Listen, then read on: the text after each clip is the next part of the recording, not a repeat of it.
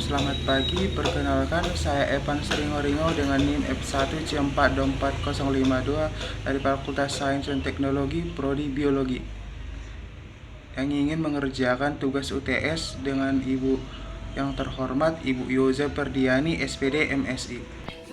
Materi yang saya ambil ialah besaran dan satuan pengukuran. Apa sih yang dimaksud dengan besaran dan satuan pengukuran? Memahami konsep dasar besaran dan satuan pengukuran adalah fundamental dalam mempelajari ilmu pengetahuan dan teknologi. Penguasaan terhadap besaran dan satuan memungkinkan kita untuk melakukan pengukuran, analisis, serta komunikasi yang lebih efektif. Nah, apa itu besaran? Definisi besaran. Besaran adalah suatu yang dapat diukur dan dinyatakan dengan angka serta satuan tertentu.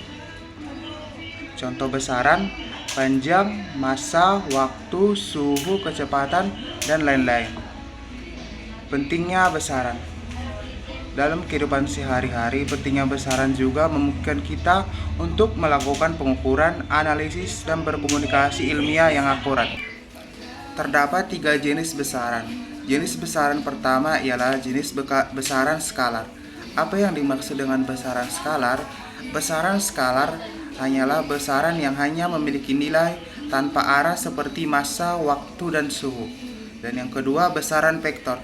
Besaran vektor adalah besaran yang memiliki nilai dan arah seperti kecepatan, percepatan, dan gaya.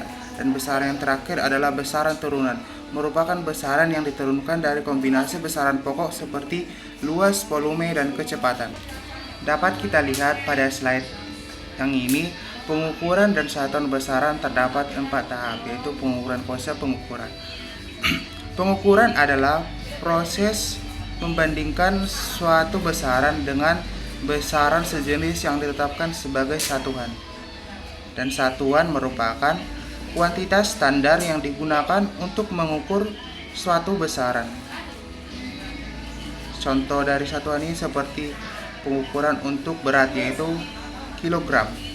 Jenis satuan ialah satuan dapat berupa satuan standar internasional atau SI atau satuan non-SI. Dan konversi satuan. Konversi satuan adalah untuk membandingkan atau mengubah nilai besaran dalam satuan yang berbeda. Dalam slide ini, satuan internasional atau SI terbagi menjadi 3 bagian. Yang pertama ialah definisi. Sistem satuan internasional atau SI adalah sistem standar pengukuran diterima secara global. Yang kedua merupakan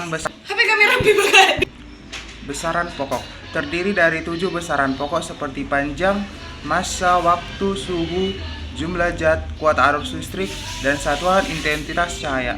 Dari 7 besaran pokok tersebut mempunyai satuan seperti lambang satuan meter, kilogram, second, ampere, kelvin, mol, dan cili. Dan yang ketiga ialah kentungan. SI atau Satuan Internasional menjamin keseragaman, konsistensi, dan kemudahan komunikasi ilmiah internasional. Dalam slide yang ini terdapat contoh soal. Soal yang pertama adalah sebuah bola dengan massa 500 gram dilempar dengan kecepatan 10 meter per sekon. Hitunglah energi kinetik bola tersebut. Diketahui massa bola sebesar 500 gram, kecepatan bola 10 meter per second. Jawaban, energi kinetik sama dengan setengah kali massa dikali kecepatan dikali 2 sama dengan setengah dikali 0,5 dikali 10 meter per second kuadrat sama dengan 25 joule. Dalam kesalahan dan ketidakpastian pengukuran, kesalahan pengukuran, hasil pengukuran dari nilai sebelumnya, ketidakpastian, rentang nilai di mana hasil pengukuran dapat diterima, dan kalibrasi, proses menyesuaikan alat ukur agar memberikan nilai yang lebih akurat. Dalam kehidupan sehari-hari, aplikasi besaran dan satuan dapat ditemukan seperti pengukuran rumah tangga, mengukur dimensi ruang, berat, temperatur, dan berat badan. Navigasi dalam perjalanan, mengukur jarak, kecepatan, waktu tempuh, dan koordinat geografis, dan kesehatan dan medis. mengukur suhu tubuh, tekanan darah, denyut nadi, dan kadar zat dalam darah. Dapat disimpulkan bahwa besaran dan satuan besaran adalah suatu yang dapat diukur dan dinyatakan dengan angka dan satuan tertentu. 2. Sistem satuan atau sistem satuan internasional adalah standar global untuk pengukuran dalam ilmu pengetahuan. Dan yang ketiga ialah aplikasi dalam kehidupan. Besaran dan satuan digunakan secara luas dalam berbagai aspek kehidupan sehari-hari dan dapat kita rasakan dan dapat kita pergunakan untuk mempermudah segala aktivitas dalam kehidupan kita sehari-hari. Sekian dari penyampaian materi saya pada hari ini. Bila ada salah kata, saya mohon maaf. Terima kasih. Salam sejahtera. Terima kasih.